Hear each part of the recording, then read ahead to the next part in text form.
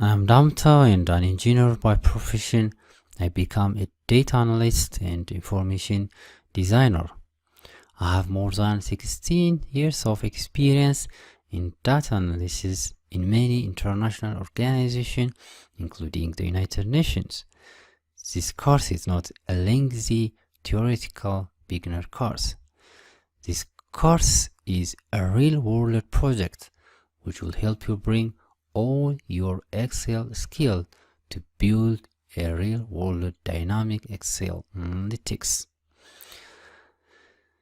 We will be building a project starting from scratch and build the final application. The process. You will learn the most essential Excel function, formulas, advanced formatting techniques, advanced analysis technique, and many others. Whether you enrolled with any of the beginner or advanced other Excel course, this course should be your final stop to challenge all your knowledge in real-life projects. We'll start with downloading the project files and explore the different components and variables of the project data. We'll be working on Georgia traffic accident location open data and Atlanta weather open data. We'll download both files to our local disk. We'll then go ahead by cleaning and categorizing the data by the left, find and replace function, and we'll use a different date and time function to categorize the dates into its granular components. We will then go to categorize the weather data by logical operation and other text formulas. We'll try to find the percentile of the precipitation data by the percentile rank function to find the type of the weather condition. Then we'll try to assign the weather type by a logical function and a VLOOKUP function using the percentile result and the weather label by concatenate functions. We'll then go to join the traffic accident location data and the weather data by VLOOKUP and match function. And then we'll go to the fun part, creating and visualizing the data by creative dashboard. We'll first summarize and populate the data by the powerful count if function and try to find a custom range by custom formula and the risk level by logical if statements. Then we'll go to bring real-time weather data from free weather API provider, and then we'll extract individual components by the powerful filter XML functions. Then we'll try to find the weather category, weather type, and weather label of the real-time data by blending with the historical weather data. We'll use the logical operators, the VLOOKUP, and the match function to blend it together. And we'll try to find by the index and the match function, and we'll find also the X and Y coordinates by the trigonometric function. We will use the cosine, the sine, and the radian Excel function to get the dynamic inputs. We'll then try to insert the combo chart, and we'll do a series of formatting to bring it live to the chart visualization. Finally, we'll use advanced formatting and labeling methods to bring a bridge to the boring raw data to a beautiful dynamic real-time weather analytics. And by the end of this course, you will master the most used Excel formulas and functions. It will be fun, and you'll get the most advanced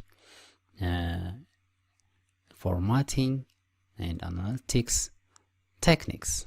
To summarize, by the end of this course, you'll master the most used formulas and functions and data analytics from basic to advanced level, and also insightful data visualization, creative dashboard reporting. You'll have the skill and the carry to work with any formulas and function analytics a lot, and for the course also. Please enjoy the course, and I'll see you in the classroom. How to get the most benefit from this course? First, let's consider the structure of the course. Each lesson or lectures you take in one level will become the foundation of the lessons on the next levels. Therefore, it is very important that you take the course in order, step by step, not jumping around the lectures. If you take the course by jumping around the lessons or the lectures, most likely you'll get confused. It will be better if you watch once the course from start to finish and do the project again with the provided exercise files. Each lecture has a corresponding exercise file and some external resources like website links. And finally, practice. Practice makes perfect. And two important reminders at the end. You'll get a lengthy formula throughout the course, but don't worry about the length of the formulas. Only concentrate on the concepts so that you can tackle similar problems. First, let's download our project files. We need two different but interrelated data: traffic accident location data and historical weather data. I intend to download the first data, that is the traffic accident location data, from Georgia State Open Data. So let's go ahead to Google search bar and search for Georgia State Open Data. Search Georgia State Open Data and hit enter. This is data, not state. So let's click the first result, this one, and we'll open up the state data. We have many choices here to access the data, but let's search for, in the search bar, let's try to search traffic accident locations, and we'll hit enter. We have two results here. Open up the first result, the traffic accident locations. We'll open up it and scroll down to see the data set. Now we have accident ID here and date and time occurred. As you can see, the data is from 2010-2018. It is 8 years data. We have the county here. We have the geolocation, the X-ray data, and the weather type, and many other useful information. We can download this data to Excel, to spreadsheet. I can download it here, spreadsheet, and click the link, save it here. Let's open new folder and name it real-time data analytics and save the data here. save it. Okay, now let's look for the weather data. We want the weather data to be the same area to the traffic accident location data, and we need the historical weather data for this region. We can pull the weather data from Atlanta Weather Forecast Office portal. So let's go ahead and search that site, select this one, and we will open up the historical data from the Atlanta office portal. So click, this is National Weather Service, click this link, climate and past weather, and we'll open up the online database. So select this link, National Online Weather Data.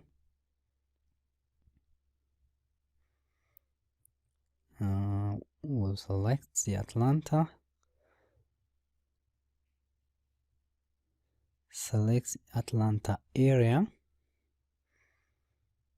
and we will use the first one and pull up the monthly weather data. We have this choice. Select the year first, 2010, and let's try for January and go. We can copy this data and paste to a spreadsheet. First, let's select this, right click and copy, and let's open up the traffic accident location sheet, and we'll paste in new sheet here, paste it, right click and paste,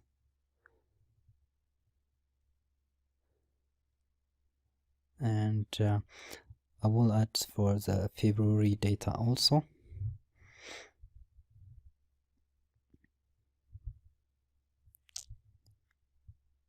February, select February here, the month, and done, and then go, copy as usual, and we'll paste it to that spreadsheet below the January data. So we plot from 2010 to 2018. It's a bit tedious, but you can use this exercise file. Let's enter the header, the date, and the other variables. Here, dates, and the other. Okay, I fill it. Let's rename this to Georgia weather data. The Georgia weather is enough. Let's format it a little bit, and we will zoom in. Now we have two projects. Data here, the traffic accident locations data and the weather data. We will explore each data in the next video. Now open up the lecture 2 exercise file that we downloaded in the last video. Okay, we have this raw data. Let's quickly format the header a bit. First, select the header, and we'll make the font larger and bold. Make it larger and make it also bold. And let's fill the background color. Let's select this dark orange color. And we can also expand any hidden text. To do that, double click on the column line. We can expand any other column we need. horizontally, and here also, and we can zoom in a bit for better view. Let's zoom in, and as you can see in the first two columns, column A and B, we have XY data. This is the geolocation of the accident occurred. We can rename this as longitude and latitude. There's this one longitude, and this one longitude, and this one latitude.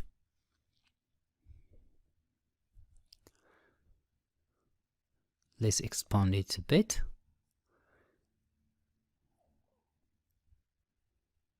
And we have in column D an accident ID. This is unique identifier for each accident occurred. If we select, we can see the number of accidents occurred. More than 17,000 accidents occurred within the period of 8 years. And we have here in column E the date and time value. This is the most important field for our project. It tells us when each accident is occurred down to the minute. As you can see, the formatting is a bit strange, but we'll tackle to clean up and format in the next video by date and time functions. We have here the day of week, and here also the county category. We have 3 county data for Georgia. We can filter to be sure, select it, and go to here data and filter, and here 3 county. And also we have the location data, which is shows the street name. This one is the geolocation data again. I think this is redundant. Let's leave it for now, and we can move on. Here we have the lighting condition, and here the weather condition, and traffic flow. Here traffic flow when the accident is occurred, and many other category and variables. So what this data is telling us exactly where and when a particular traffic accident is occurred. And we can jump to the weather data. Let's bold this one, and let's make domain. This one is the temperature, the minimum and maximum temperature, the precipitation, and the snow amount. As you may aware, in Georgia area there is less snow, so our main focus will be the precipitation data. We'll be working to get analytics insights from the weather and traffic accident data for our project. We'll clean up this data in the next video by text, date, and time functions. In the last video, we're exploring the components of the raw data. In this video, we'll clean up our data a bit and remove unnecessary components from the data. First, open up the lecture 3 exercise file, and our main focus is column E, the date and time that the accident occurred. As you can see, this date has a bit strange formatting. It is actually a UTC time zone dates formatting. For our case, we don't need it, so let's extract the dates up to the minute. First, let's remove the T in the date value. since we don't want it to be here. How can we remove it? I know you guessed it. We'll use the find and replace method. First, highlight all the data in column E. We can press Shift plus Control and down arrow key for fast selection, and go to find and replace button in the access bar. In the find, put capital T and replace with blank space. Press the space bar once and hit all replace all button and close it. Now the T has gone. To extract only the date value from this formatting, we will use the left text function. First, let's insert new column before the time field, and let's call it date and time. Date and time, and we'll enter the left function here. We don't want this character, including the colon. So we want only the 16 character from the left. So is equal to left, select the left function, and the text will be E2, comma, and the number of characters we want is 16 from the left. 16, and close the brace and hit enter. Now we have excluded the unnecessary character by the left function. We can double click to copy it down, and now we have cleaned up our data and the data sets. In the next section, we'll be working on date and time categorization method. Before working on with the date and time functions, let's understand how Excel thinks about dates and time and how it processes it. The key to understanding how to work with the dates and time in Excel lies on the date value.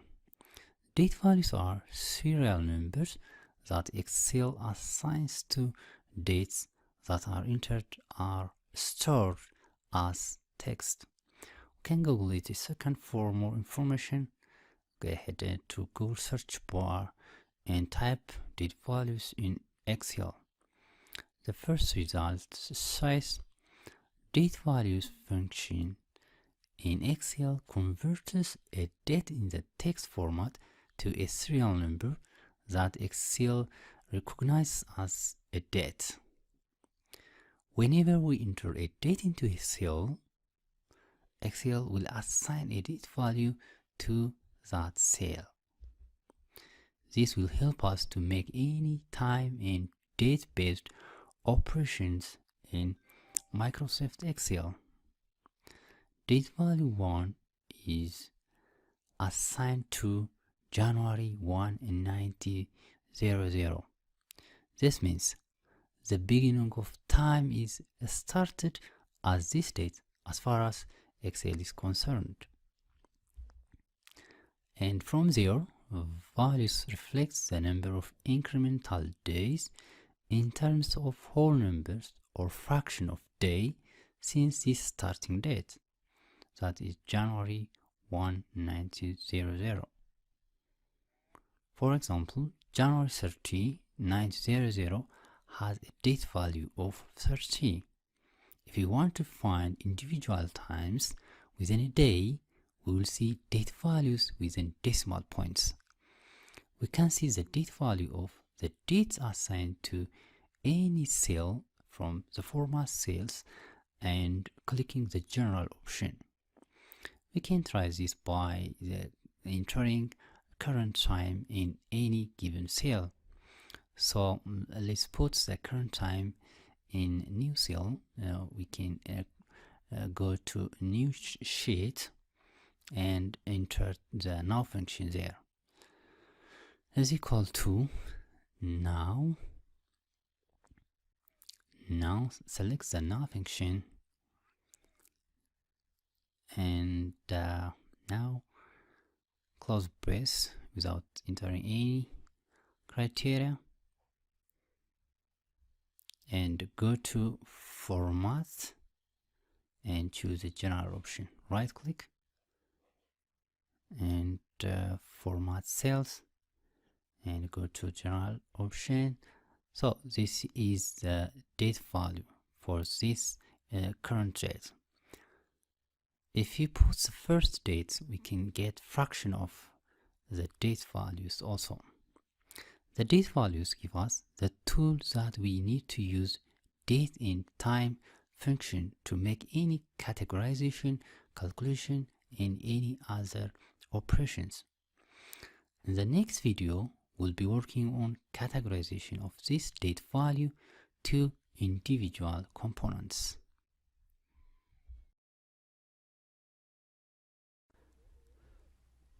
In the last video, we have seen how Excel processes dates and times.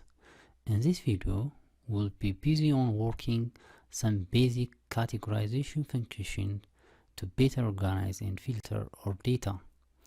Date and time categorization functions is simply to extract individual components from a given date. First, open up the lecture 5 exercise file and we'll pull the year, the month, day, minutes, and seconds from this given date by the date and time categorization functions. One important tip here is we can only aggregate data at higher levels. We cannot get more granular than the raw data itself. Let's see an example. Let's put the current time in a new cell. We can insert a new column here, and we can use a now function as we did previously to get the current time up to a second is equal to now, and we get this time. We can format it a bit. Select this one and we can copy this date to a new slide. From this current time we can pull up the year, the month, the day, the minute, and second level. If the raw data goes to the second, we can extract seconds also. So now we can start categorization of our accident location data. To do that, let's delete first this current date, and we'll insert new columns. First, let's use this one, the year. Insert another column. This will be the month, and this one will be the day, and this will be the minute, and this is the data is up to the minute. Let's format it a bit. Now we can start by extracting the year. You can use year functions is equal to year, close brace, and select F2. It's dates and close it. You can double click to copy it down, and we can use also the month function to extract the month. Is equal to month,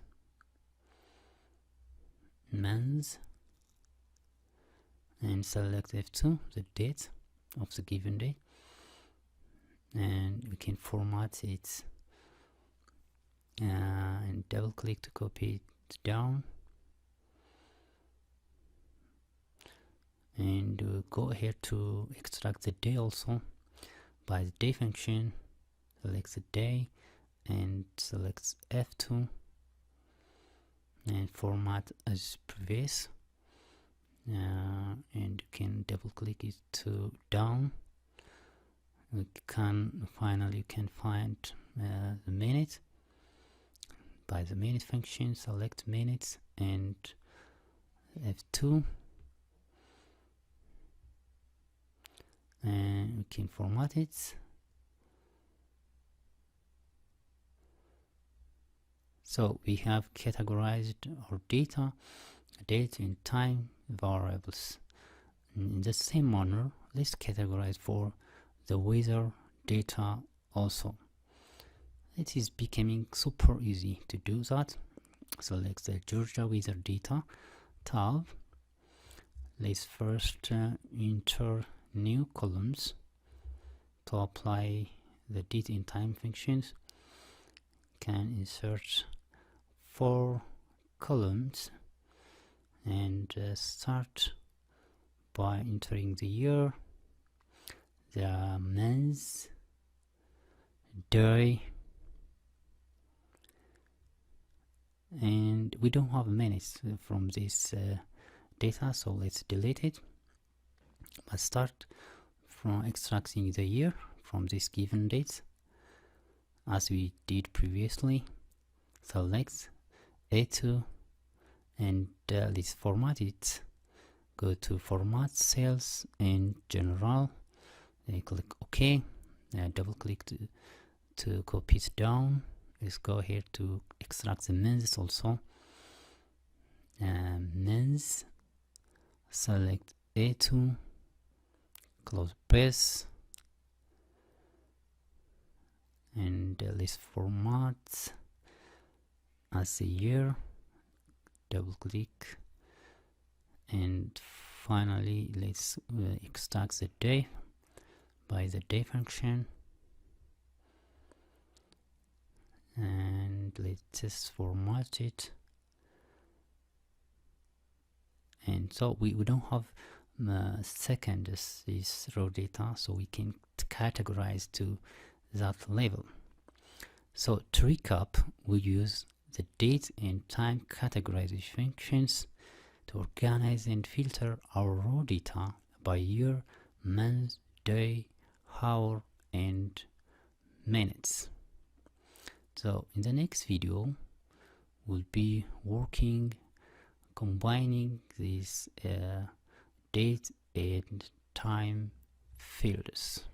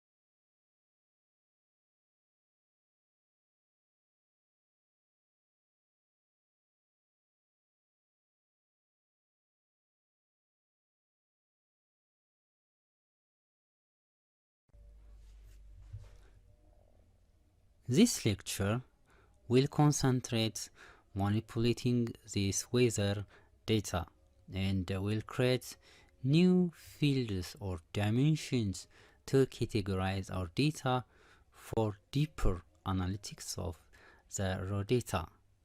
But before that, let's open up the lecture 8 exercise file and clean up the data a bit. There are some text variables on the data. There is T here, there is M here also, and here there is M, there is T. We need to remove these variables since it will not help us for further analysis of the data. So to clean up the data first, let's filter this header. To do that, we can go first select it and go ahead to data and filter.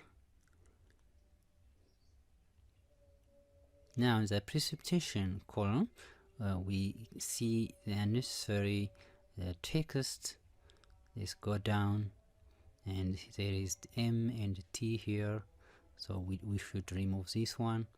To do that first, let's uncheck all, select all, and select only M and T, click OK. So we should remove this data, we don't need it. To do that, let's select all this data, right click, and delete all the row. And there is also one text that we should remove. Go down here, select this one, and let's edit this. Let's remove the T, we don't need it. Now let's check all or select all. So we clean up the precipitation data. Let's move on to the snow one. Let's see the unnecessary text here also, and down we see M and T. So let's first uncheck all or select all, select M and T. So we don't want this data on the data set, so right click and delete all the row. Now select all. Now we have cleaned up the data, and we'll create a new column here and categorize this weather data into 3 different buckets of conditions: dry, rain, and snow. We'll use logical operators and conditional statements to create the 3 weather category. So the condition will be if there is no precipitation and no snowfall, the day will be dry. This is one condition, and the other will be if precipitation is greater than 0 but the snowfall, this snowfall is equals to 0, the day will be rainy day. And the last option will be if there is precipitation and if there is snowfall, the day will be snowy day. So let's translate this logic into conditional statements. Let's call this first weather category.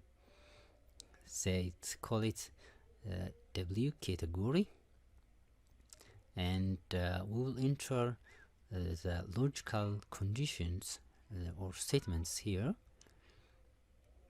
is equal to if open brace and open brace also. Now the logic one would be if L2 or the precipitation is equal to 0 and the snow or M2 is equal to 0,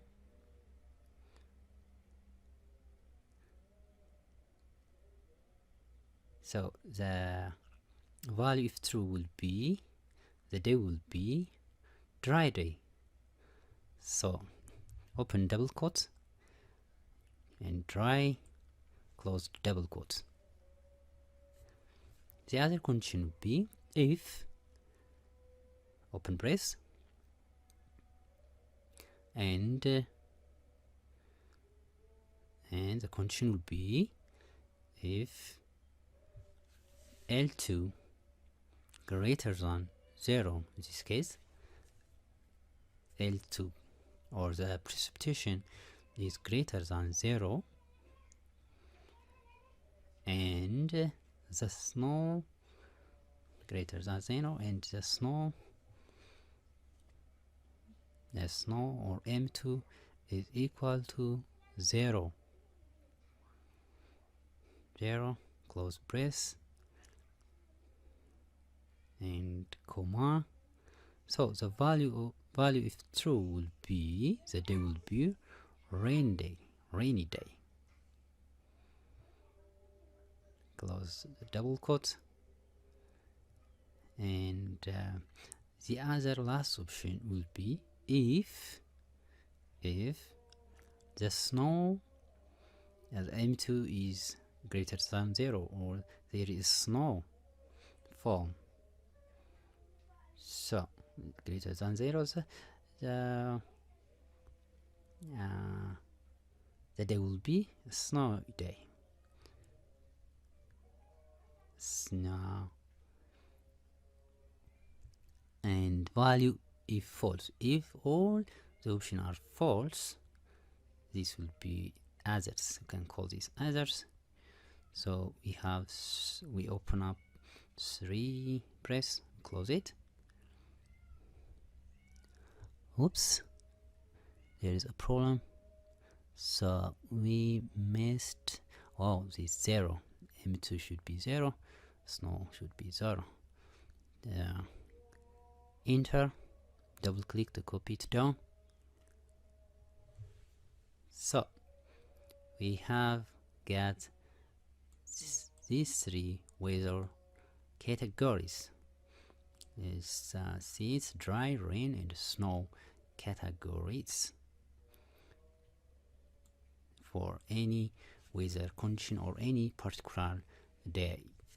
So to recap, we have used logical operators and conditional statements to categorize our weather data based on other fields, in this case the precipitation and the snow fields.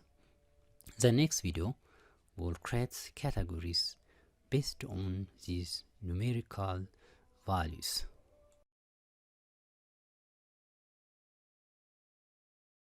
In the last video, we have categorized our weather data based on the values of other fields, namely the precipitation and the snow fields.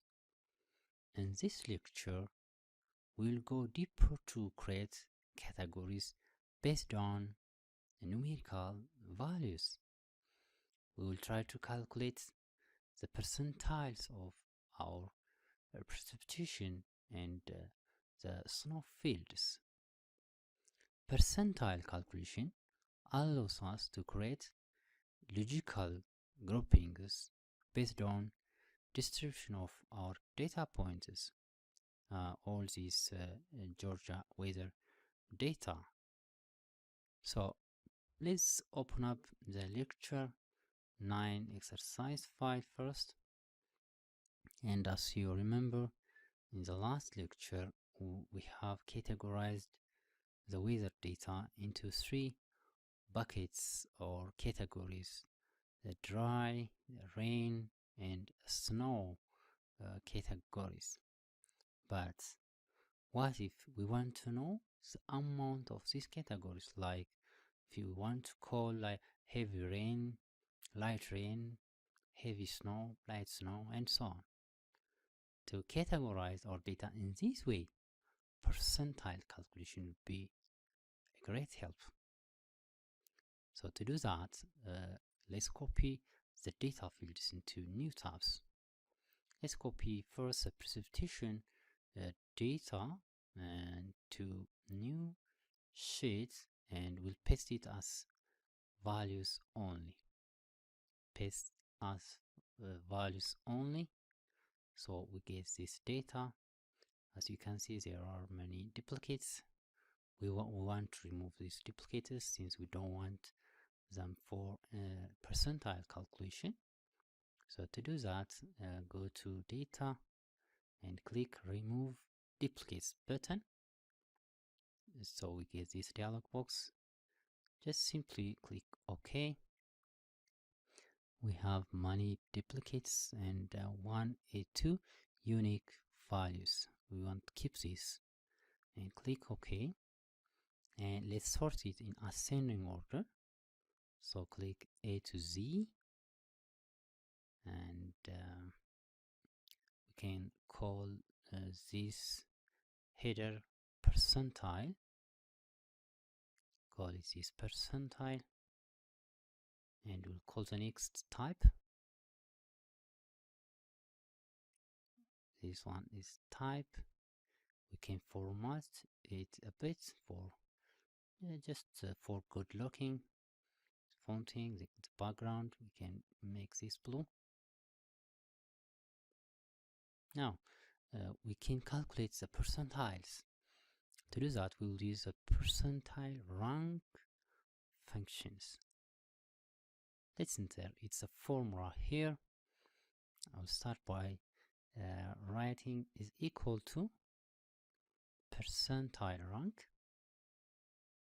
Select this one, the last one, and the array will be A2 to down, and we can select Ctrl plus Shift plus down arrow for fast selection, and want to make it absolute reference, so press F4 to do that, and comma.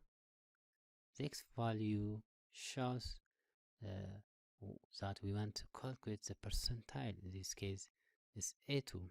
Let's select A2 and close brace. Now we can double click to copy it down, and let's make it a percentage.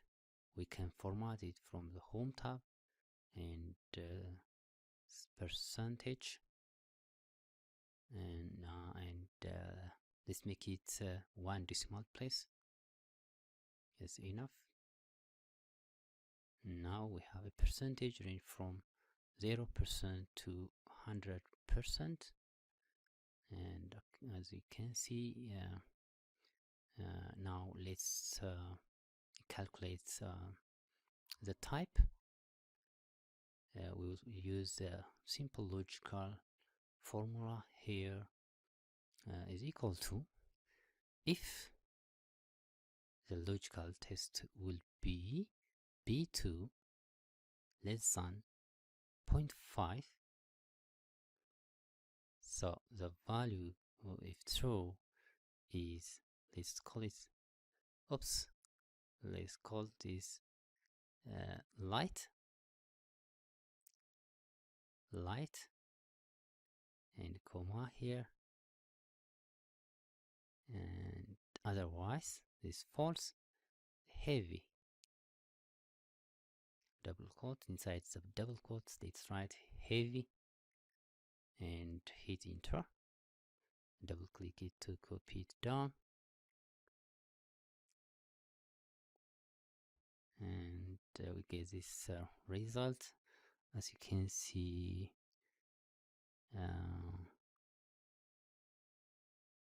greater than 50% is heavy, less than that 50% is light. So that's great. Let's rename this tab to the percentile, precipitation percentile, and we can change the color of the tab also. Right click and select this blue. Good. So in the same manner, let's calculate the percentile for the snow data. Let's first copy it and let's create new sheet, paste it as values only, and let's remove the duplicates. Go to data, click remove duplicate button, and let's click OK. We have this amount of duplicates and 60 unique values only. So let's order it, sort it ascending order. Let's call this percentile, and the next one would be type, as we did previously. Type. Let's format it a bit, change this coloring, let's make it bold, just for good looking. Let's enter the formula here as equal to percent rank, let's select from the drop-down menu. The array will be from A2 to A16. Make it absolute reference by pressing F4, comma, and X will be A2. And we can close the brace. Now, double click it to copy it down, and we can sort it. Let's make one decimal place. Now we above 50% and below 50%. We can get a type is equal to type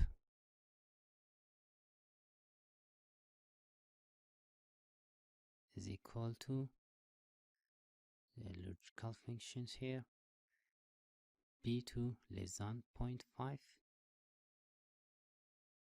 The option would be, oops, you can call it this light as you did it previously, and comma here. Otherwise, the value if false will be heavy.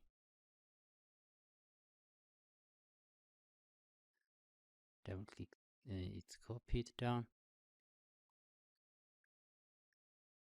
and below 50% is heavy, under that will be light. Let's rename this snow percentile.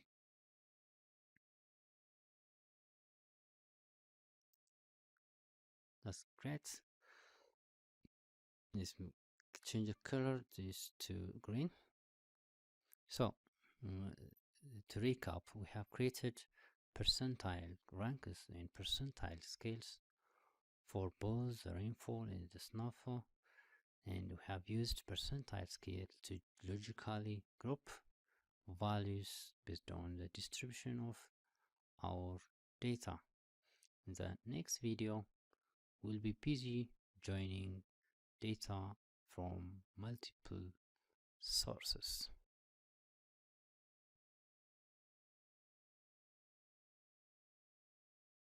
In the last lecture, we have successfully created percentile ranks and scales and logically group values based on the distribution of our data, the weights of data. And we'll go ahead to joining data, the two newly created percentile data in this lecture, namely the precipitation and the snow percentile. We'll use the VLOOKUP function with necessary conditional statements to pull data from multiple tabs, namely from this precipitation and snow percentile tabs. As you remember, we have created this weather type for both the percentile and the snow fields. And now let's integrate this weather type with our original weather conditions on the Georgia weather data tab. So we can use a new column here, and we can call it weather type or simply W type. Let's call it W type. The idea here is just to figure out the type of the snow or rain in the data based on the lookup table we created previously. So whether it's light rain or heavy rain, we'll integrate that. So let's just use the if and VLOOKUP functions together. Is equal to if, and the logical test will be N2, or the condition of the weather category is equal to rain. So we want to know the how heavy or light it is, and we will use the lookup function here. So the value if there would be VLOOKUP, select the VLOOKUP.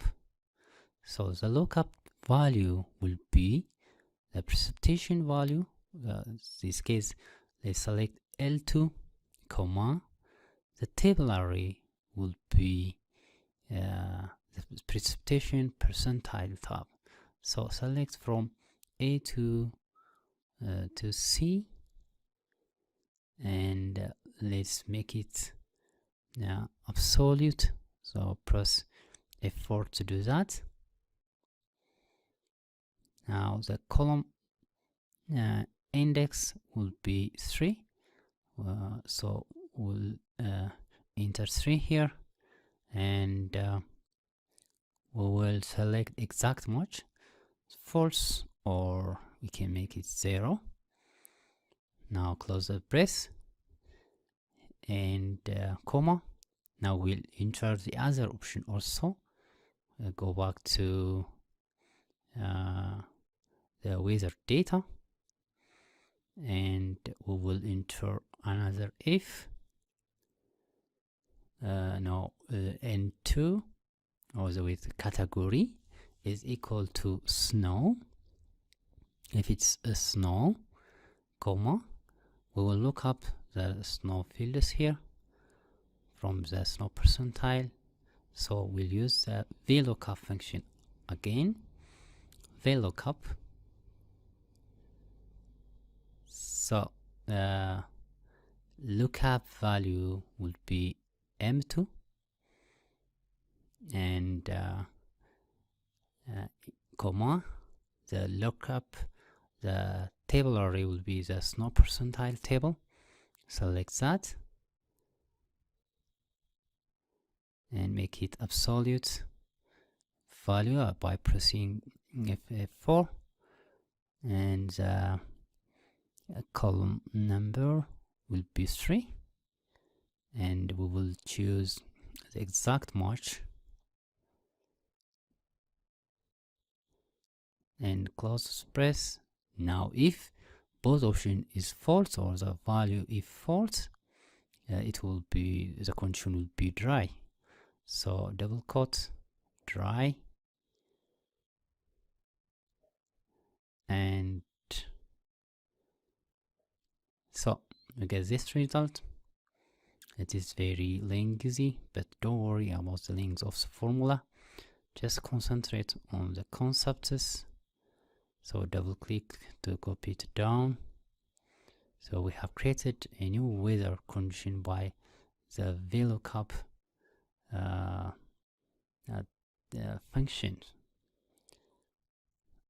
As you can see, the weather type helps us the weather condition in detail, whether the rain is light or heavy, and also the snow amount. Last, so we can create the weather label in any column here based on the condition and type of the weather. So let's call this header weather label or simply W label, and we'll use the if statement and concatenation of these two column. So can enter this formula to P2 is equal to if equal to if open brace or select if. The logical test will be if n2 that means the weather category is equal to rain but dry. So we'll select n2 since we don't want to be dry and dry level, only dry is enough. Otherwise, if the value is false, if this condition is not met, we will use the concatenation function auto append or end and double quotes and append, and we'll select n2 the weather category, and now just close brace, light rain, but for formatting press the space. That's good. Double click to copy it down. So to recap, we have used the VLOOKUP with conditional function to join the data from multiple sources. As you remember in the last lecture, we have used the VLOOKUP function to join data from multiple data sources. In this lecture, we'll move on to see how the VLOOKUP function can integrate with a nested merge function to automatically pull in new datasets. So our goal is to join here the traffic accident location data with the Georgia weather data together. First, let's try to join the two different data by the VLOOKUP function only. So our common field will be the join ID that we previously created for this purpose. And in this traffic accident location data, here also we have the join ID, and we'll try to combine these three fields here from N to P from our weather data tab into the traffic accident location data. So let's try to copy the 3-column header from N1 to P1 and go ahead and copy. You can paste it here, paste it in the traffic accident location data. Now let's start joining the weather data with accident data by the VLOOKUP function. So let's enter the lookup function here is equal to VLOOKUP. Select VLOOKUP. The lookup value will be the command field or the join ID. So go ahead and select that ID. Here we get it. This is D2, but we have to make it the D absolute reference, since the lookup value always live in column D. So to fix the column index only, press F4 3 times until the dollar sign appear. So, and comma. Now table array will be the wizard data.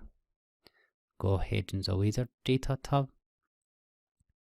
and we'll select all the fields from A to P, and make it absolute reference, since we are always looking at this reference. So we can press F4 to fix that, and comma, and the column index number will be from A to P, that is 14. This can count it, and comma, the match type will be exact, and also we can enter 0 for this purpose, and you can hit enter now and get this result. This is working. Let's double click, copy it down. Okay, we have got some error. What's this error? We can plug this message, value not available or error. Well, what this means, the lookup function couldn't find the corresponding join ID in the weather data. So we can ignore it, this message for now, and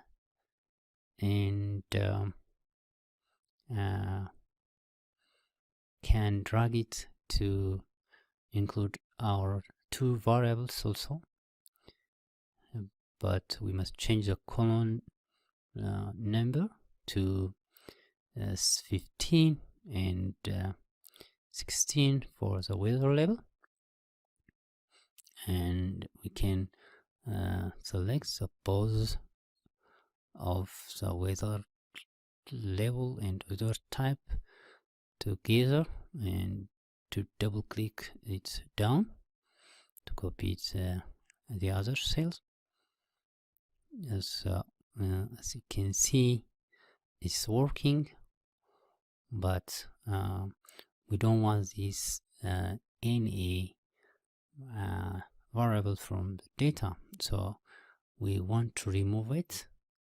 We will select this header,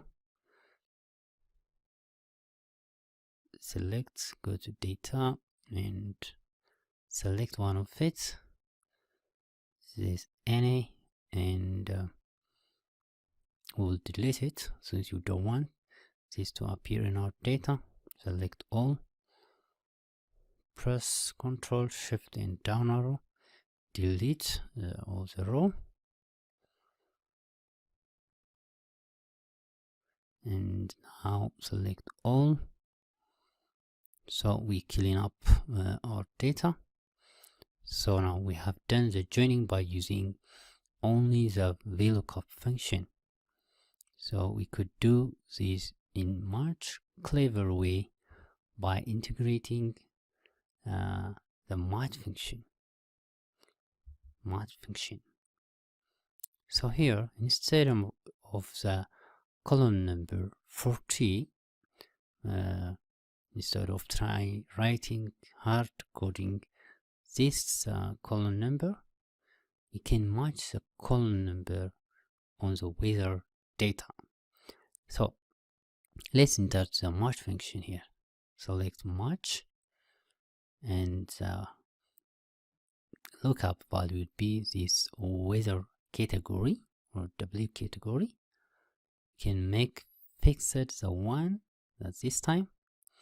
Press F4 until the dollar sign before 1 appear, and the lookup array will be the column level in the weather data. So go ahead the weather data, and we can select all the header from A to P and lock the whole header by pressing F4, and then comma, the match type would be exact match. So, or we can write 0 for that. Okay, there's some problem. We have to fix this one. Okay, maybe you can rewrite it. Let's delete this all. Delete. Okay, still not working. Okay, comma. Then the match type. Let's select this exact match. Now close press. I think it's working now. That's good. Now let's drag it first, and we can double click the whole to down to copy it down. Now I think this is working. The match function is integrated with the VLOOKUP function to pull out the data. So to recap, we have used the VLOOKUP with a nested match function to automatically join data based on the column headers in the Georgia weather data. In the last lecture, we were busy working on the VLOOKUP and match function to join data, and we were successfully join our traffic accident location data and the Georgia weather data together. And this lecture will be working on summarizing and comparing our data.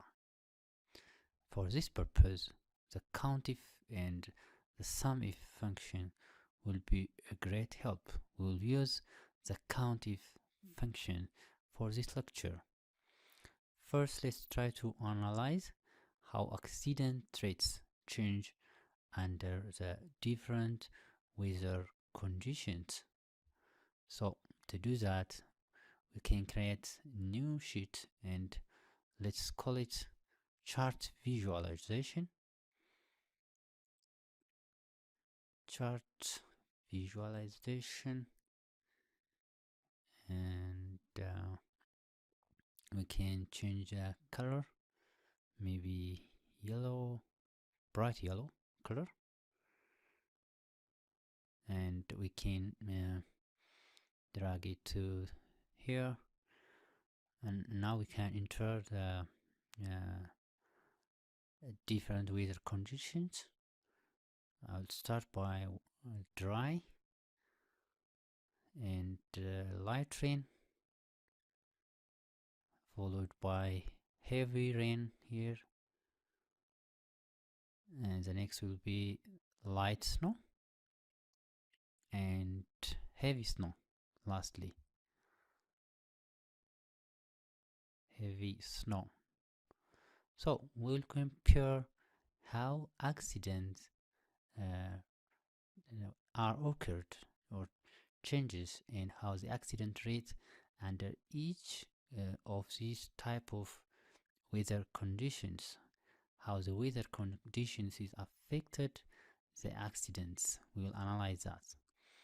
So let's start search in two ways to analyze this data. First, accident count or number of accident under each of the weather conditions.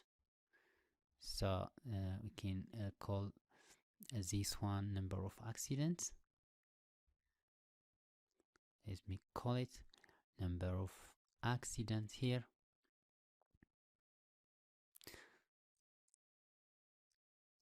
Number of accidents, drag it a bit, and the next one will be the number of days in the sample data, the weather data. So this will give us a number of days that can be categorized by each of the conditions or weather conditions, from dry to heavy snow.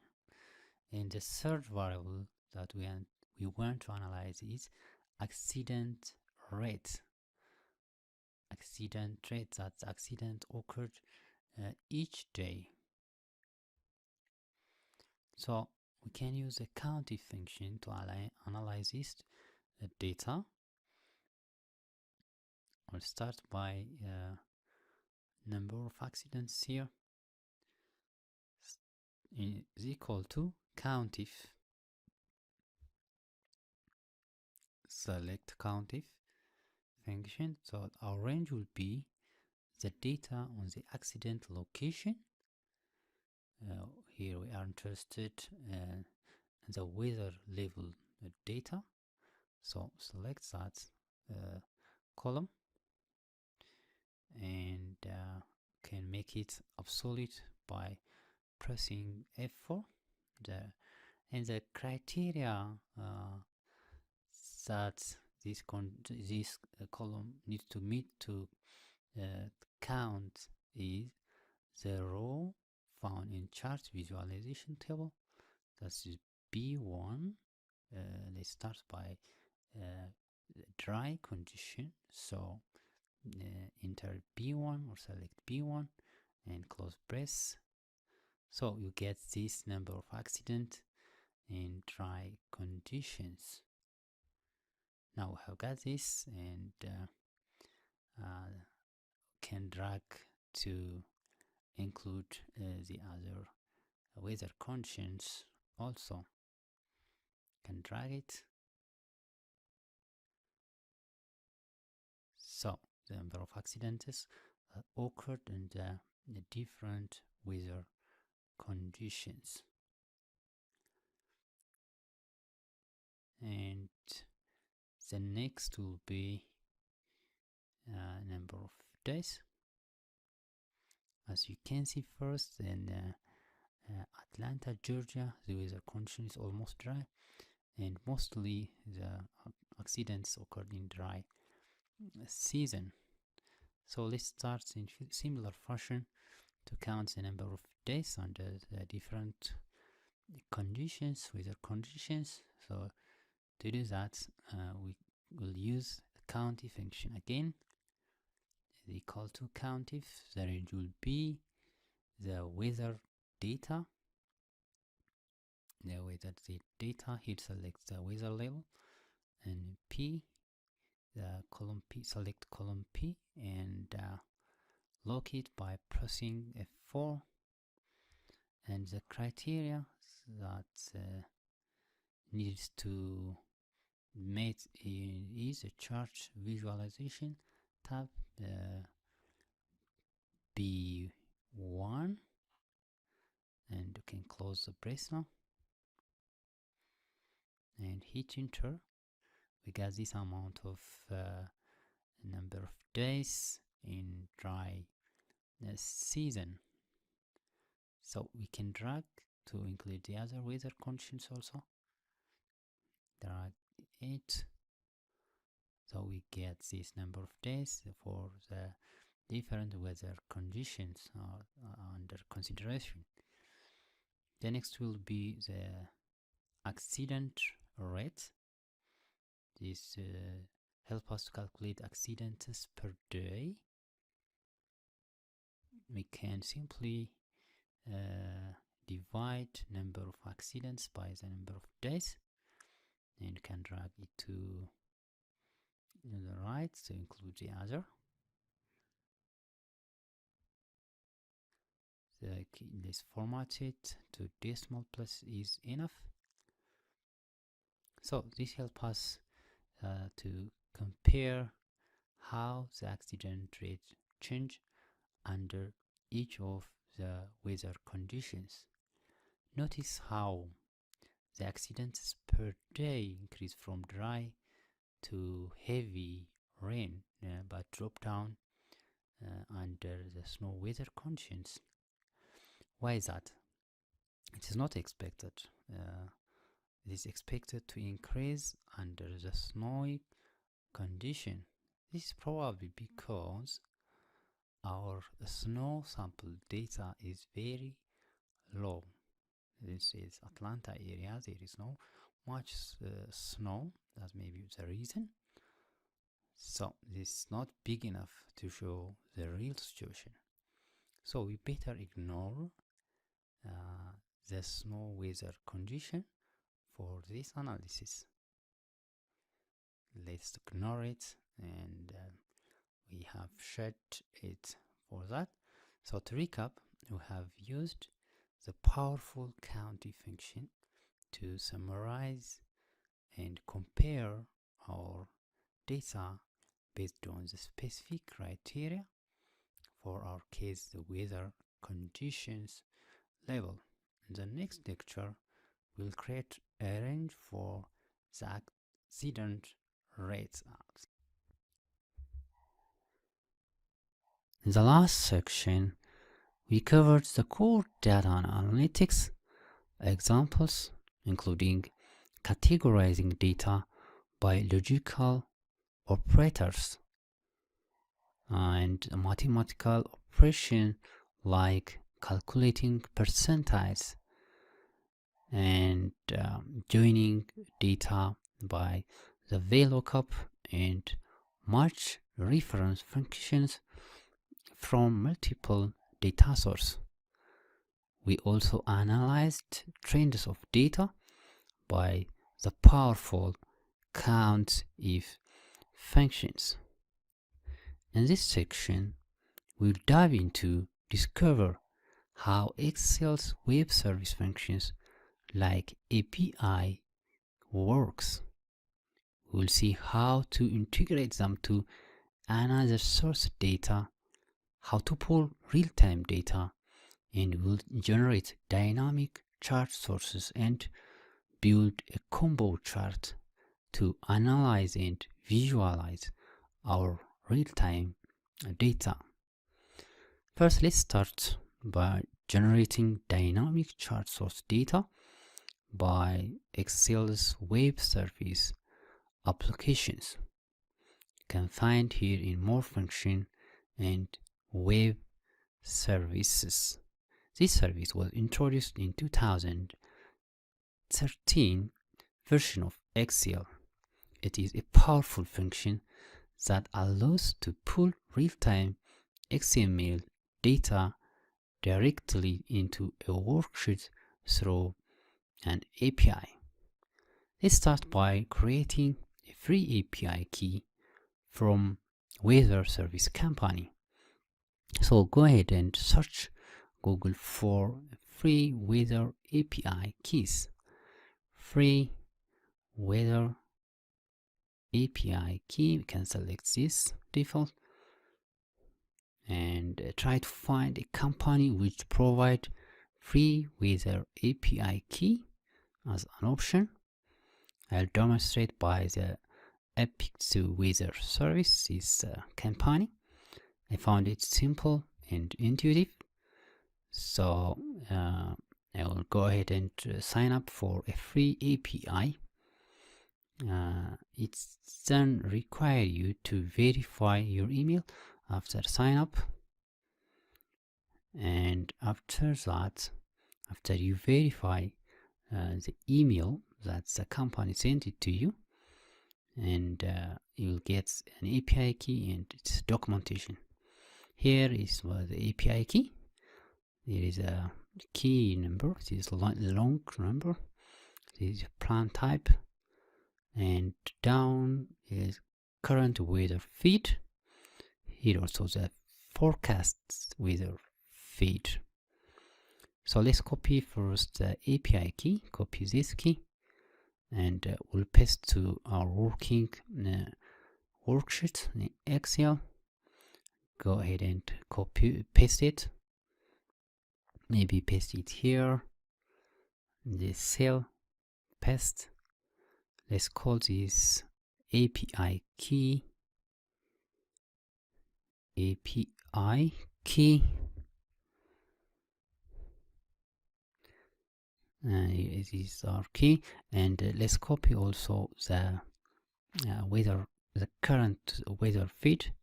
Go down, and let's use the second one with the HTTPS.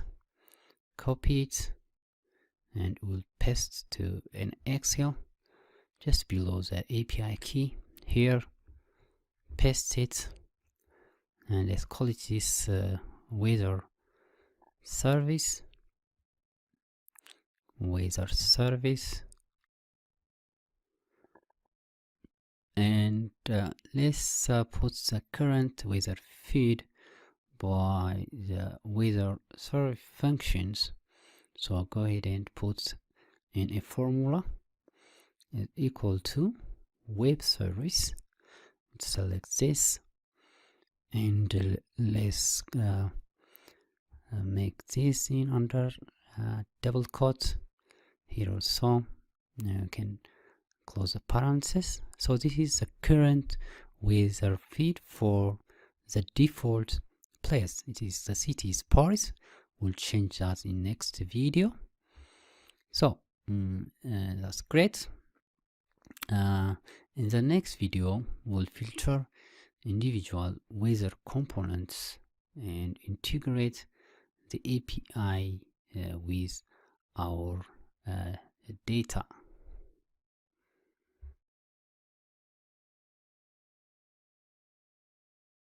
Now we have the API key and this current weather feed of XML data, and we will then extract the individual components by the filter XML functions. We can get the filter XML functions here in the main menu under formula and filter XML. So also we can change the JSON extension to XML extension XML, and we can change also the current city or the default city is Paris. We can change it by Atlanta since our data is coming from Atlanta city area, so we can change it to Atlanta to match to our historical data. So let's start extracting the individual components from this weather feed of long XML string. First, we can delete the API key. This API key, I think we can delete it because we have already here the key is already copied, so it's not important to put here. So let's delete it. So now we will write the individual components we want to extract. So first let me label this to current conditions. Let's call it this to be current conditions, and in front of that we can also label results of the individual components. So we can write the individual components we want, but first let's see what components are available. Can go ahead and look the documentation. The Pixel site, can go to current, and we have this current or real-time weather API strings and fields. We have this last updated, and it's with its string. You have the temperature in degrees Celsius, and also down there is wind direction, Here is the humidity, precipitation.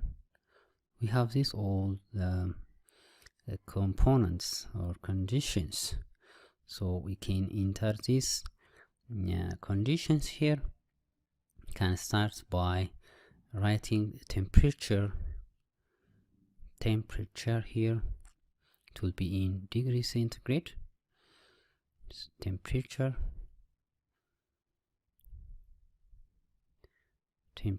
the next will be precipitation,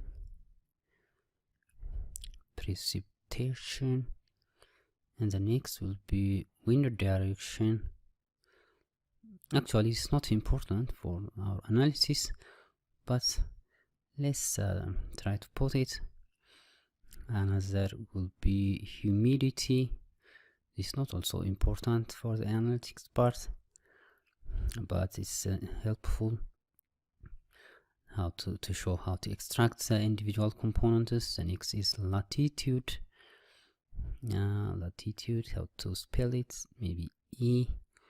And the next will be longitude,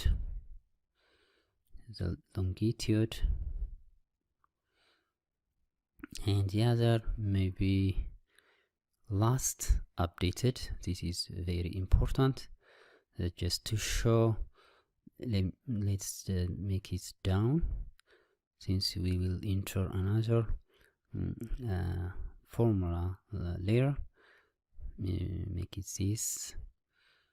So we have these components. Now let's filter it, the individual component from the string. So we'll apply the filter XML functions here. You can start from the temperature. We could enter the formula here. Start by is equal to filter XML. Select it.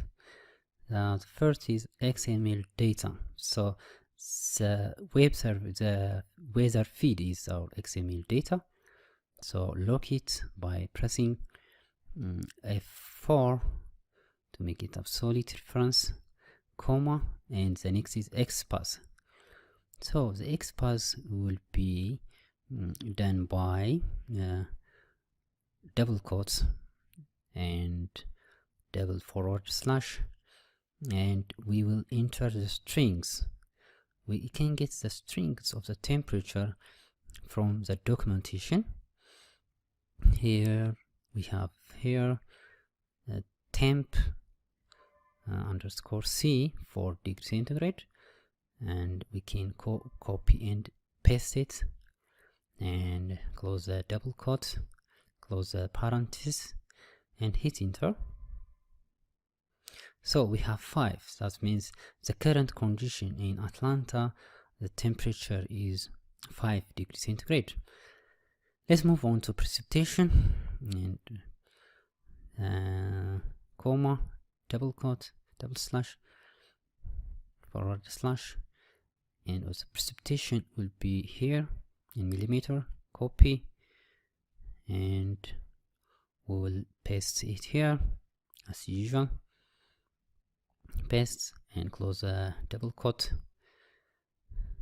and close a brace also.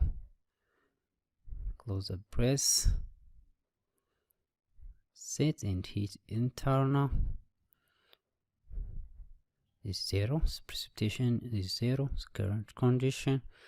The wind direction will be B for the XML, and double quotes, double forward slash, wind direction, and double quote, double close brace. Oh, that's wrong. Maybe the string is wind, not wind, but wind. So let's correct this to wind. So it's an ordering. The humidity will be also, let's make it filter XML, close the XML data, make it absolute reference in the XPath as usual, and the string will be humidity as it is. Close the parenthesis. Is 96. Latitude is not provided on the documentation, but it's simple. Make it absolute, comma, and also lat. Close brace. That's 33. And longitude part, filter XML and XML data, close brace. Now it's becoming very easy. The string should be long. Let's try by long. Maybe it's not correct. It will not be correct, but let's try it. Double quotes and parentheses is wrong. I think it should be long. It should be long. Let's make it let's make it LON here. Let's try it. That's working. That's great. And our last one will be last updated string. It is on the top. This one is last underscore update. Paste, copy, and we can paste it here. Paste it by filtering the formula as usual. Extract XML // and last update, paste it, double quote. Now let's format it a bit first. Let's merge these two cells together. Let's merge it and let's format it a bit. Can merge it and format. Format cell date. You could select this one is better. So let's decrease this font size. So the current this shows the current condition is updated at this time. It shows it is very real-time data. So to recap, we have used filter XML function to extract individual components from an XML string. In the next lecture, we'll categorize these findings to match our historical weather data. In the last lecture, we have extracted individual weather components or conditions by using the filter XML function. In this lecture, we'll be busy categorizing these new findings to match our historical weather data. Categorizing this real-time data allows us to join together both current and historical information and analyze how past trends may impact the present day or the real-time data that we have. We'll explore how to categorize these real-time weather conditions using precipitation and snow data and blend it together with the historical weather records we have. As you remember, we have categorized these weather conditions for the Georgia historical raw data. So let's see that in the Georgia weather data tab. Here we have in column and weather category, and the weather category looks as the precipitation data in column L and the snow data in column M, and it returns a value of either dry or rain or snow. And the next is the weather type in column O. It looks up the actual amounts of precipitation within the rain percentile tab or the snow percentile tab, and returns a level of either light or heavy, depending on the amount of precipitation and the amount of snow and the weather level here filled in column P returns the combination of the volume in column L and M. In a similar way, we will create a consistent fields to categorize the real-time data in the charts visualization tab. We can replicate the labeling from our historical weather data. The first one will be the weather category or W category, and the next one will be weather type or W type, and the last one will be weather label. We can insert a new row here and go ahead and call it weather label.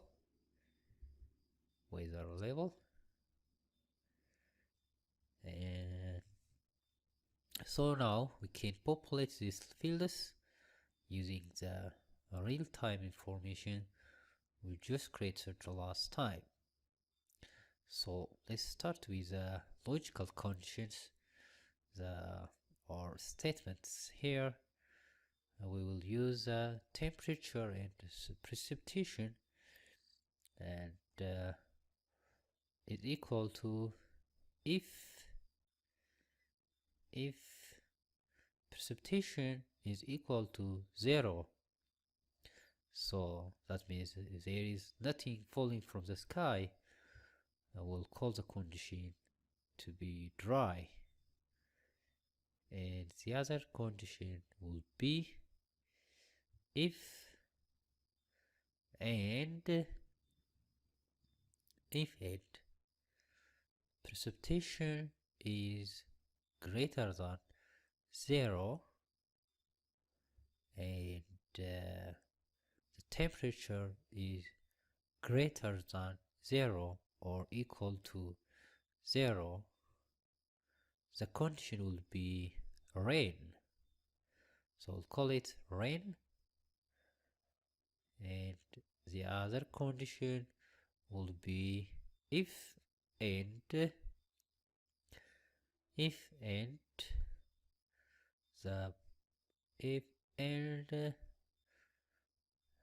precipitation is greater than 0 and the temperature is less than 0,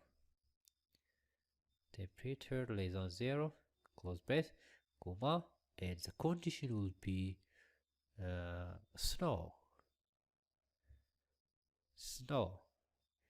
And if these all conditions are not met or the value is false, we can call it others, and double quotes, close 3 braces and hit enter. So the condition is dry, so this means the current condition in Atlanta, Georgia is dry. So we get this real-time data. So the next lecture will populate the other condition.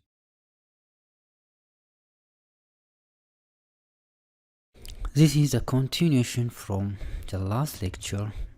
So now we will define the weather type by using similar conditional statements and the logics.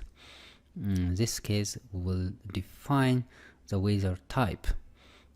So I'll start by the if statement is equal to if, open brace, and the first logical test will be if the conditions that we just defined equal to rain, if the precipitation is equal to rain.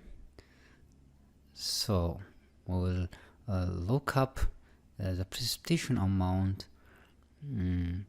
from the precipitation percentile tab. So our lookup value would be the precipitation amount here in cell E12 and comma. So the table array will be the precipitation percentile. So go ahead and select that table, select from A to C, and lock it by pressing F4 to make it absolute reference. The next is the column index. So we need the third column, that is 3. So here we need to make it approximate match at this time. We can't use the exact match, since as we did previously, this time we'll select approximate match, because not every recorded value of precipitation will have a value match in the historical table. So what the approximate match does, it allows that data to match to the closest value within that table. So close this one and go to the next if statement. The next option, if, go to the chart visualization tab. If the weather category is equal to snow at this time, if it is snow, we'll look up the snow percentile to match. So VLOOKUP, and the local value will be the temperature value this time. So temperature, and comma, the table array will be the snow percentile tab. So go ahead and select that table, and from A to C select the array and lock it by pressing F4 to make it again absolute reference. The column index would be 3, and the match type is also, this is also approximate match, as we did it previously for the precipitation, or the first option. So we can make one close brace. So if both options are not met, or that means if the condition is not either rain or snow, our last option would be dry. So make it dry and close a brace, and so the result is the dry. So the weather type is not is a dry. So the last we can create is a weather label. Here we can use a concatenation method, and the if logic is equal to if the weather type is dry, we just select only the dry label. So if it's dry, select the weather type as it is. So that means 18. So if it's not dry, we'll combine the weather type and the weather category. So select first A11, the weather type, and upfront double quote space double quote, and now also end, and select the weather category, and so now close the brace. We can close the brace, hit enter. So the weather label is also the dry, because the condition is Atlanta at this time is dry weather. So there is no and there is no, all are dry. So to recap, we create real-time data categorization, which allows us to blend it with a historical weather data. So in the next video, we'll generate dynamic source data using functions and formulas. In the last lecture, we categorized real-time data that can be blended with the historical weather data. To do that, we have used the VLOOKUP and conditional statements or logics together. In this lecture, we'll generate dynamic source data using functions and formulas. We'll use the index and match functions together to create source data that can be used to derive a custom chart visualization. First, notice the value is updated now. It was dry in the last lecture, as you remember. Now it is light rain, and the weather type is also light because the precipitation is greater than 0, and the temperature is also different than the previous one. This shows us our analytics is working properly so far. So we'll go ahead and open the exercise file, the lecture 18 exercise file, and we'll be working on the charts visualization tab. We will create an indicator or a needle to display the current accident risk in the location we are interested in the Atlanta city area. So this will help us to visualize and communicate the level of risk based on the current weather conditions in this area. So let's go ahead and call this risk current risk, and we'll populate the rate. First, let's insert a new row here. We can add more new row, so let's call this one current risk. So let's call it this real-time risk, or maybe we can name like simply current risk, call it current risk, and we will populate with one of the indexed accident rates that we created last time. And to do that, we will use index and match functions together. So let's start with the index functions. Here start by equal to equal sign and the index.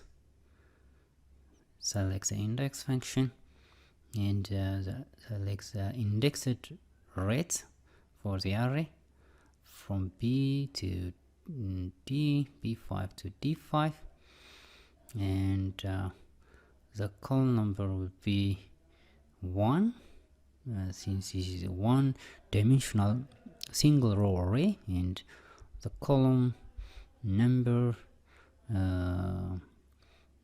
is very important, and we'll populate with the match function. So blend with the match function, and the lookup value will be the current weather label here, cell E22, this cell. So this is the lookup value. The lookup array will be from B1 to F1. Maybe let's do it, but up to D1. D1 is enough. The match type will be the exact match. It will be an exact match. And close the brace, one more brace, hit enter. So in this case, our formula is looking for current weather level within this March array in a row, finding it in this column, returning those value in the indexed array. So the formula is working properly. The current accident rate is this one, 3.19. That is in the light rain range. That's excellent. And finally, we need to set the chart maximum value. Let's call this chart max, then short. So we can set it to be 10. Can hard codedly make it 10. Just making it a little higher than the custom range maximum. So to recap, we have created the current accident risk based on the real-time and historical data by using the indexed and match functions. In the next lecture, we'll continue working on chart inputs by the trigonometric functions.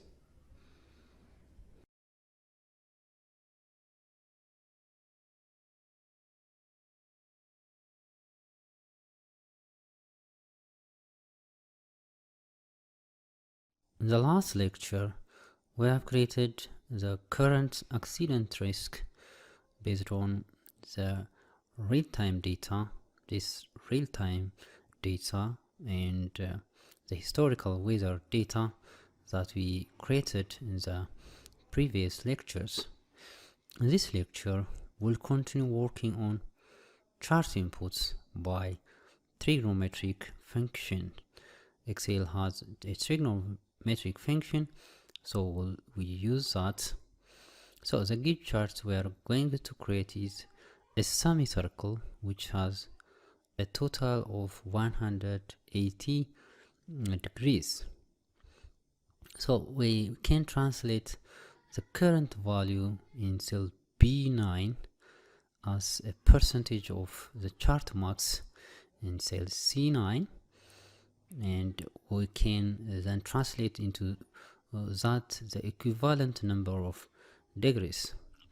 So let's call this cell to degrees, call this degrees, and we can enter the formula is equal to current the current risk value, that is cell is B9 divided by C9, the chart maximum, times 180 degrees of the semicircle.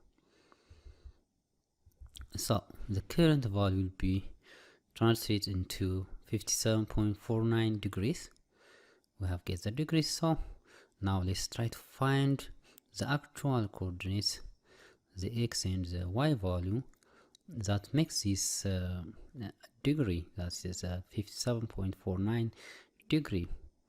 So we can see a coordinates visualization to help you grasp this concept. We can open up a browser and search for unit circle geometry. Open Google and search unit circle geometry and click the first result, this result, and get this Maths is Fun site, and go down, scroll down a little bit, and we have this visualization. So looks what's happened when we move the cursor counterclockwise along the circle. The angle will grow and the sine and the cosine vary accordingly. So now note the sine is the x value and the cosine is the y value. Let's fix it to the angle that we just created, to 57.49. That's this angle. As you can see, the sine value is 0.829 and the cosine value is 0.559. So this is a point that we will use it to define the position of the needle in our gauge chart.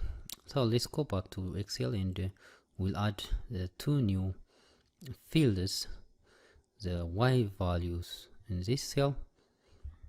This first point will be our origin or the grounding of the needle. So make this Y value, make it capital Y value, and the next will be X value.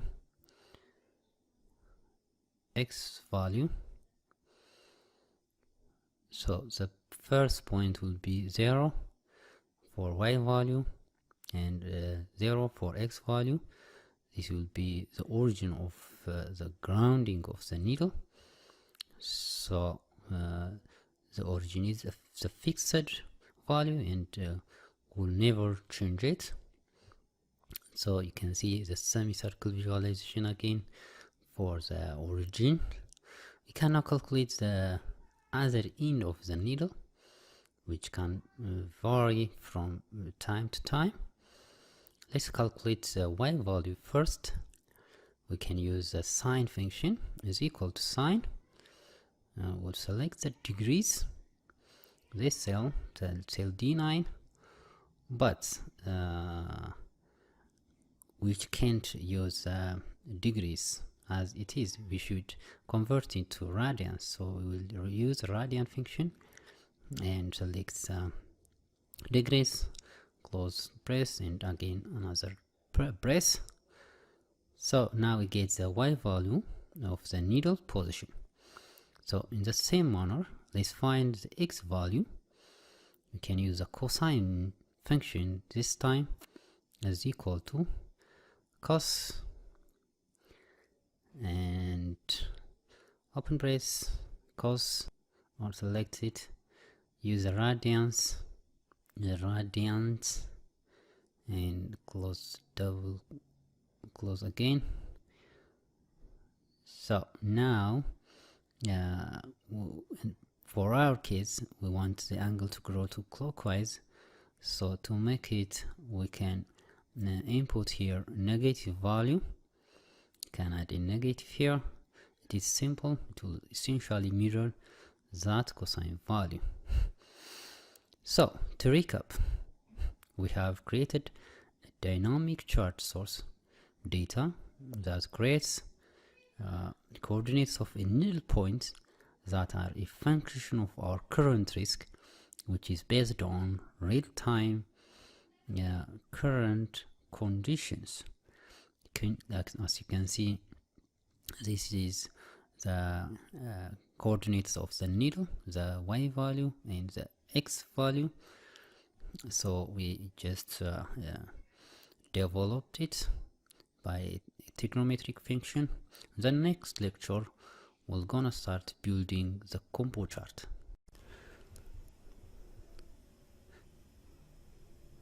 In the last lecture we created the dynamic chart source data using Excel's trigonometric function based on our current risk inputs. In this video we're gonna start building the chart visualization techniques. We'll be building a combo chart that is integrating two individual chart design together.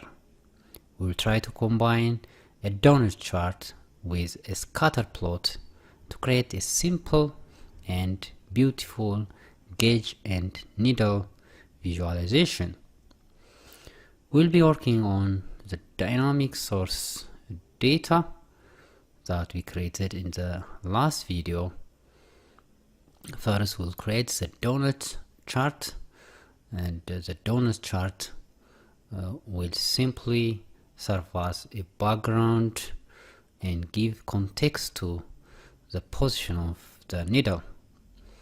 For the scatter chart input, we'll have the dynamic chart source data, the X and Y value, but for the donut chart we can create some source data So go ahead and enter some sample data.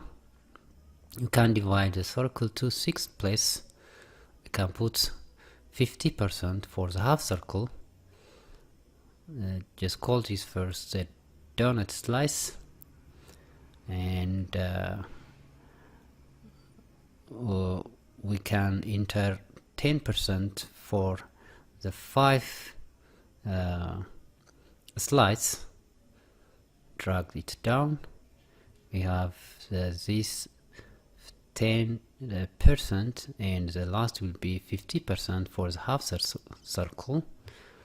So now we can input the donut chart. Go to insert and insert donut chart type. Here, insert it. So now we get, let's decrease the size a little bit and position it to this side. Okay, you can delete the title and this also this. Select data. You can remove the default one. Remove, and we can add a new value we just created. Call this to donut, the series name, and the series value will be the sample data. Select it, click OK, and OK again. Now we can enter the other chart, scatter chart. Let's call this needle. Click OK and OK again. Now let's change the chart type. Go to change chart type here and select the combo chart down. Okay, for the donut here, select the donut itself, and for the needle we'll select the scatter chart type. Scatter chart type, click OK. So now let's edit the needle input. Go ahead and right click on the chart and select data and edit the needle here. Edit it.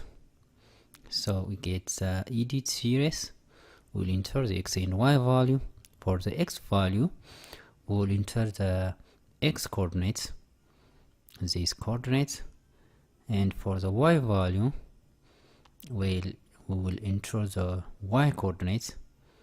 So click OK and OK again. So now we get all the data built into this combo chart, and we'll continue formatting this chart in the next lecture.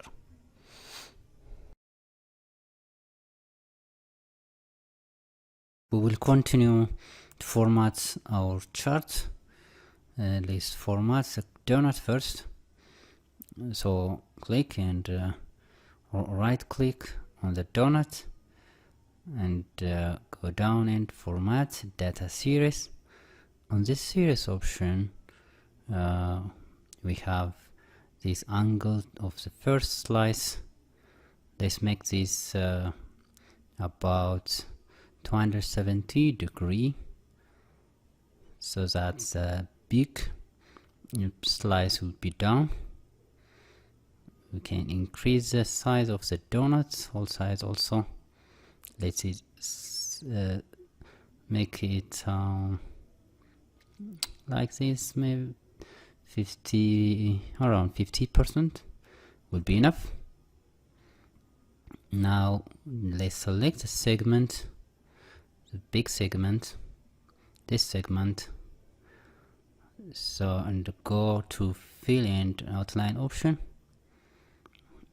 Right click and format data series, fill and outline option, And for the fill, select no fill. For the outline also, no outline and no border. So this leaves half of the circle to be invisible. We want it to be like this. We can adjust the fill color of the other slice. We can make the first slice to be filled by green. Right click, format data, sets, fill, solid fill, select solid fill and change color to dark green. For the next one we can make lighter green, lighter. And for the next slice, okay, close this one. For this one we can use yellow. Select the yellow, solid fill, go down and select this yellow and close it to see it select. And the last one would be dark red. Dark red for bad value representation. So we format the donuts. Now next we format the scatter plot. To do that, select the y-axis first. Select the y-axis. The minimum, make the minimum -1 and the maximum to be 1 and close it, and select the x-axis also. In the same manner, go to format axis and make as the y value -1 and the maximum to 1. Make it 1 and close this, close it. So finalize it now. So we can find, we can click and format the line itself. First let's go ahead and delete this, we don't need it, and also this scatter. So let's format this, go format data stress, can change the color of the needle. Let's make it dark.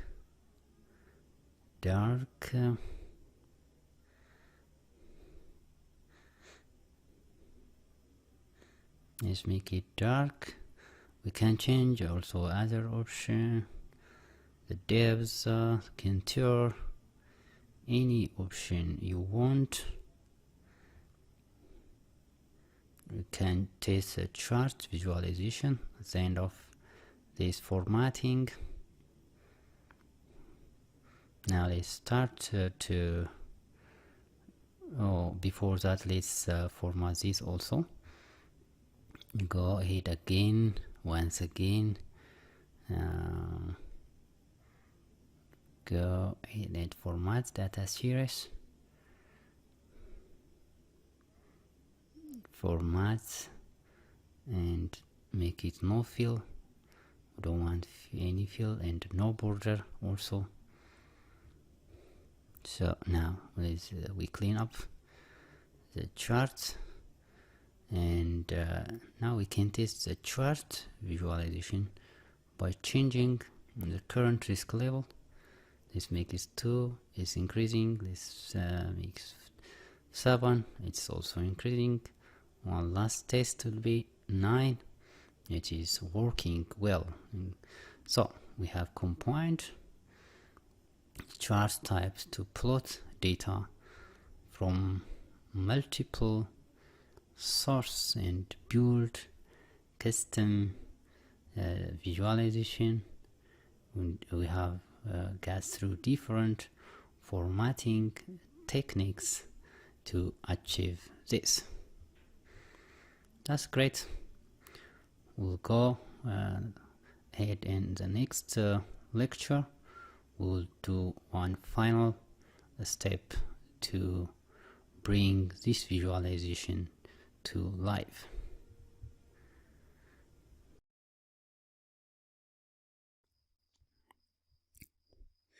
In the last lecture, we have successfully built our real-time chart graph. As you see, it is very beautiful. In this lecture, we'll be busy formatting and presenting our findings more clearly, and we'll use the fill color here, custom borders and font styles and custom cell formatting rules to design a clean and polished dashboard. So first, open up the lecture 21 exercise file and select our chart visualization tab. We'll be formatting the main chart here and hide the unnecessary tables and outputs. So let's try to first bring the chart in front of the real-time output. We'll bring this chart, drag it to the real-time data.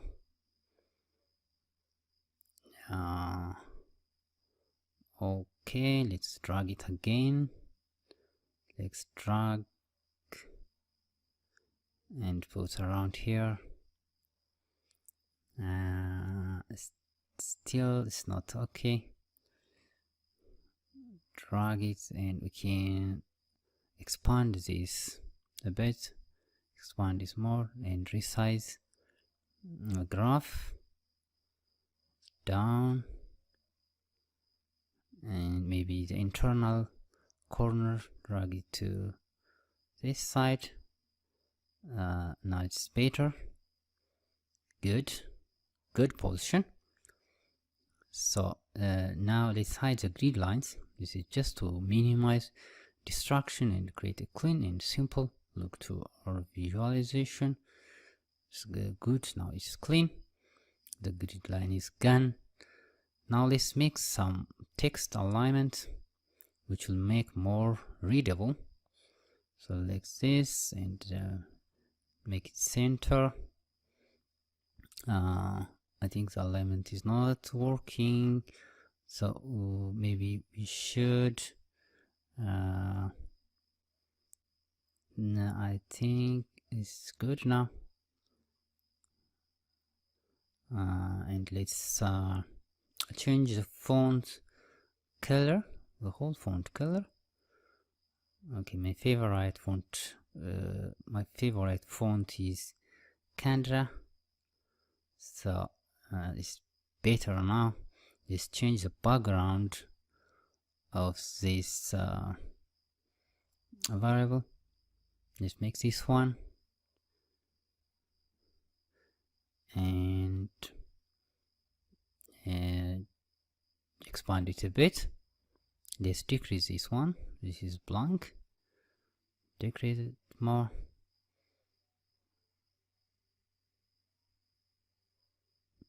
And let's put some background for this. One darker. This is better, I think. Let's make it bold. This is an output.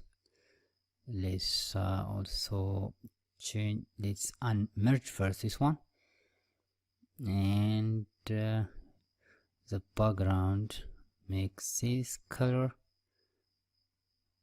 and the font color should be white. Let's do that and make it bold.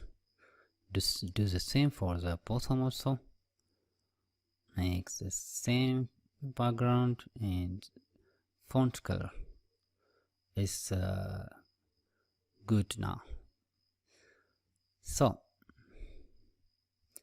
when you come to this variable and think, usually we don't want the user to touch this one, so we should hide it. To hide, we can make the background white. This is one option. You can make this white also, so it's gone. So you can make the background and the font to white. This is one option. Let's try another option.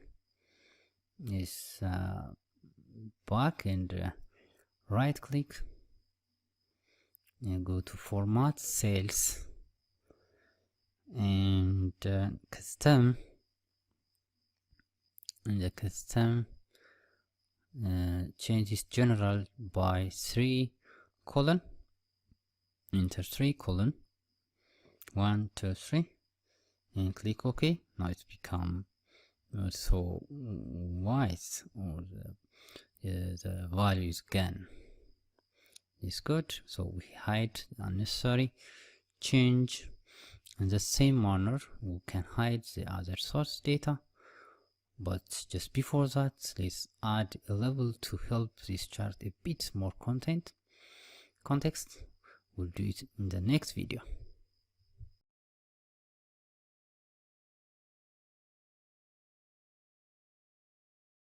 Now we will use the index and the match function as we did previously to create a dynamic text label here beneath the chart. Let's move the chart first to enter the text. We can put here, okay, maybe here. Let's merge it first, merge, and we can enter the index functions here. Starts my is equal to index, select the index function. So the array will be the risk level from B6 to D6, select it, and the row number will be 1 since it's a one directional single row array. The column number we can pull by the match function. So the lookup value will be the weather level here in the real-time data, and the lookup array will be matching this from dry to heavy, and the match type will be exact match. Close the two brace and close enter. So negates this result, the risk level, but let's make it more explanatory. Can modify it like this. Yeah, we can enter an explanatory level. Let's call it current accident risk, and colon here, and let's close double quote, and finally ampersand. Set. This says current accident row. The level is dynamic, so bring it the charts. Now again, let's rearrange it. It's good, but first let's format the text. Let's make it bold. Let's make it bold. You can change the background also if you like. Any background, any color you want. It's good. Maybe this one. I think this is better for me. And now rearrange chart. Okay, now that's great. So let's finally we can hide the unnecessary data. To do that, select, and as we did before, we can change the background and the font to white. That was one option, and the other option is in format cell. Go to custom and enter 3 semicolon 1 2 3 and OK. And also this background, change this one to white, change this white. So now everything is clean and our chart is looking great. It's better if we enter the chart title. Let's call it real-time weather analytics.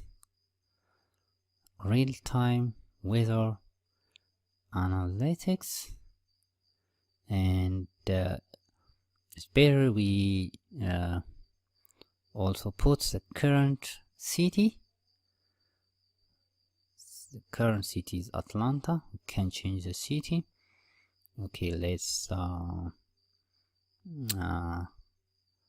format this cell only. Delete the 3 column. We bring the font. Let's change the background. Maybe this is better. Let's change the font to white and make it also bold and large. I think this is looking great. So to recap, we used cell formatting rules to present and communicate our data in a clear, powerful and beautiful way. At the end, we have transformed a boring raw data into a clean and organized dashboard. So we became successful. Okay, congratulations, you made it. We have come to the end. We have covered very important analytics concepts that can be applied to other areas of expertise. As you remember, we have used supplemental data sets, that is Georgia traffic accident location data and the Atlanta city historical weather data set. This data set helped us explore hypotheses and uncover new analytics insights. We have cleaned and arranged the data set by using many text formulas, and here also like a concatenation and also the left function in other text formulas. And also we have categorized the date and time field to its granular components, and we have used numerous lookup and reference functions, mostly match, VLOOKUP and index function with many logical analysis approach. And also we clean up the same for the weather data, and we used many logical and reference functions.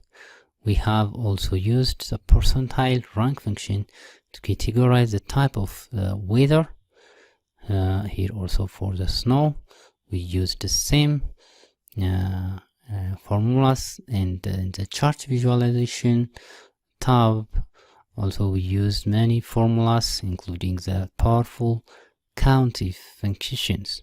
So to see it again, we can uncover the inputs. To do that, we can right click and go to format cells, and you can remove these 3 column, so we can bring the inputs. You can repeat the process again, go to format and remove this column. So we bring the inputs here. As you remember, we used the county function to summarize and aggregate the data, and also the custom range with the if statement. And for current risk also we use the index and match function together. And here also the trigonometric function, the cosine and the sine function, including the radians to set the x and y coordinates. So we can see also the x value. You can do the repeat the process to uncover x value. So this was a cosine function to bring the x value for the chart inputs. Also we have used let's hide it again first. So we had it, and we used the API feeds by the weather service function, and we also filter out the individual components by the filter XML functions. And finally, we applied data visualization and formatting design principles to communicate findings through a clear and intuitive dashboard. I believe you have get a new set of Excel skills and courage to tackle other similar projects. Try this skill to other areas. The approach may be different, but the concepts will be the same. Analyze the data around you and explore new ways to visualize this data. There are a lot of resources out there. You can use the Microsoft Help Center itself. You'll get countless tips. You can also use YouTube free tutorials. You'll get many good videos on the subjects you are searching for. And this Excel tips website also has a good resource. I'm sure if you are dedicated, there are many helpful resources so that you can become analytics star. So finally, thank you so much for joining me. I wish you a best analytics endeavor.